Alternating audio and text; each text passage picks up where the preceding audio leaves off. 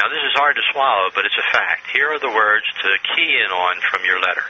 Quote, the department recognizes the essential need of the citizens of this state to obtain blah, blah, blah, blah. This state is a corporate private state and is not the original state. The next is citizen of.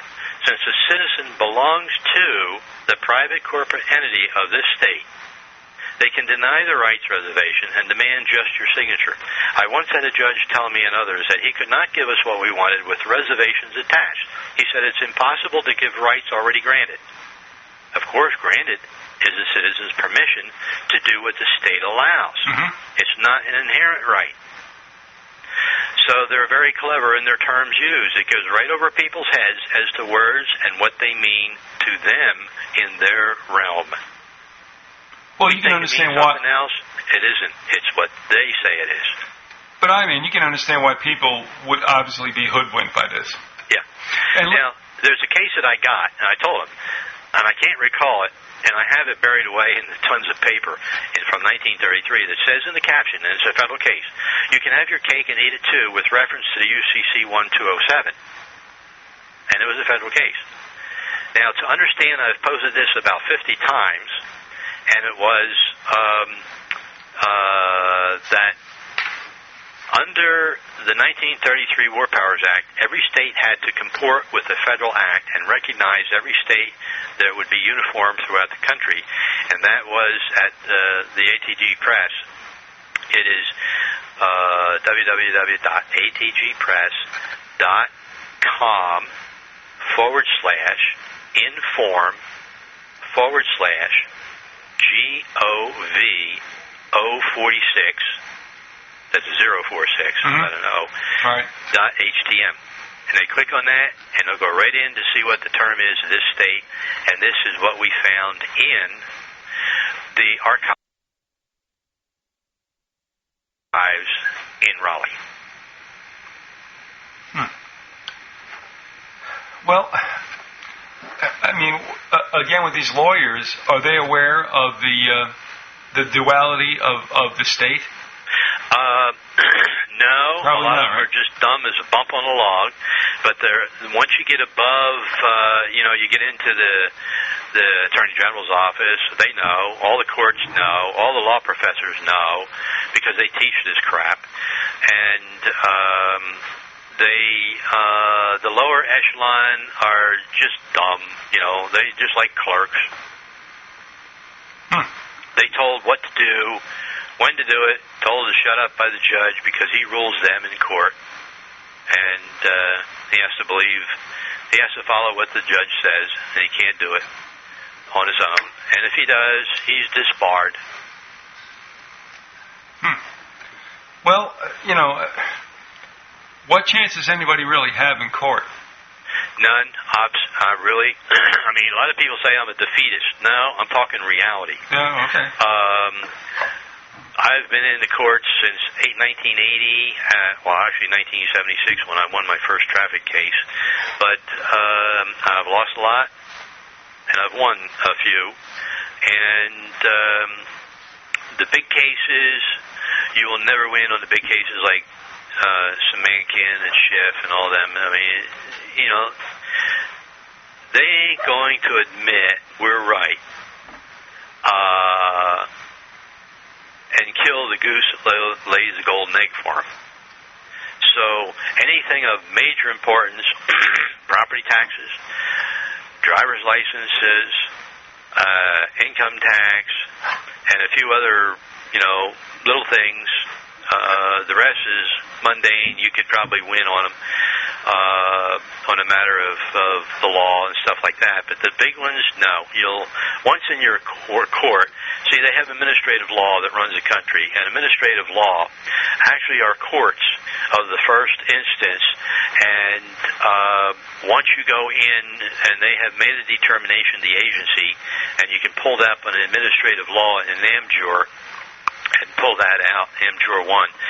And you can read the whole sorry details on administrative law and see how the country has been run since 1933 when Roosevelt took over and changed the whole structure of the government.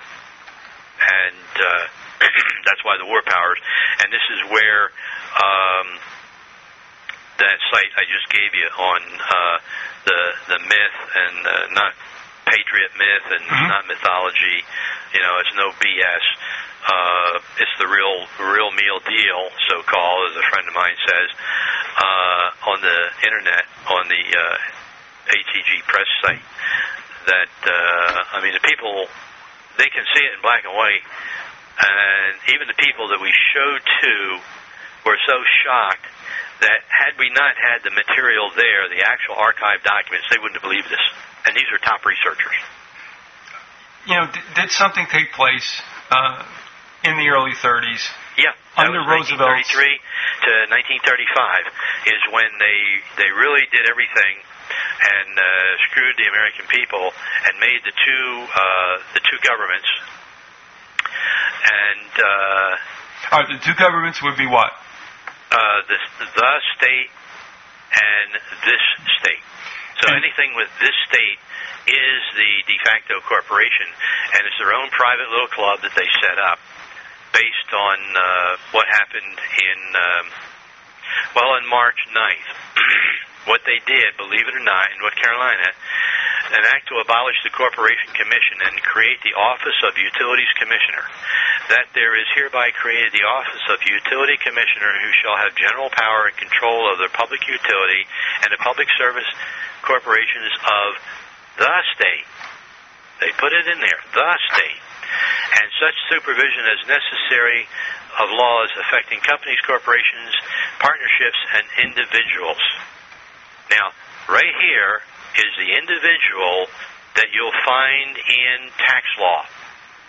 The individual is a person. They're the same as corporations. All right? Now, what they did is they put the utility commissioner on top of all the powers, duties, and functions and responsibilities of any statute or law of the state. Now they say, of this state. What happened to the state? Heretofore conferred upon or vested or exercised by the corporate commissioner or any member thereof are hereby vested in the utilities commissioner. Guess what happened? The utilities commissioner is the governor of this state, and Governor Easley is the governor of the state. Oh. So what happened, because of the bankruptcy, they rolled over all the corporations, eliminated them, gave them new charters, and put them under this state, and took them out of the state. Oh, well, I'll tell you what. Am I giving you a headache? Yeah, I had that like a long time ago, but I tell you what, it's worth it to get through this kind of thing, because everybody knows that we're being obfuscated out of our minds. Oh, yeah, you talk to people that can't see this here directly. And, you're a kook, you're a nut, you're a nutcase.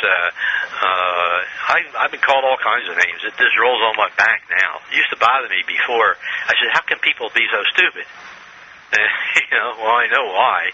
But anyway, if they were to go and pull this up and let them read it, well, we do have the document. I do have some documents here with me.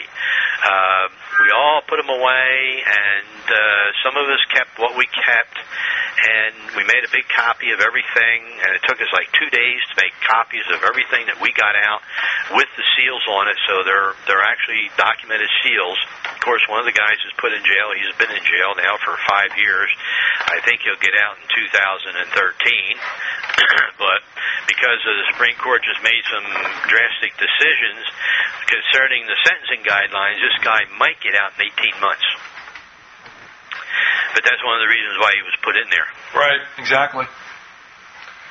So, what they did, there is so much in here that the state treasurer shall be ex officio director of local government. All local governments are simple illusions and fictions. It says an act to transfer the State Highway Patrol from the Highway Department to the Department of Revenue. Now, how about that? All the state police and the State Highway Patrol in North Carolina are under the Department of Revenue. Why do you think they issue so many tickets? Well, I tell you what, we're out of time. I'm going to leave it there. I hope you'll come back. Oh, yeah. I know, and thank you very much. Yeah, you've given me enough that, I'll be up a couple of nights. Okay. All right, you take care, brother, and we'll talk again. All right. Thank you very much. Thank you. All right, good night. Night.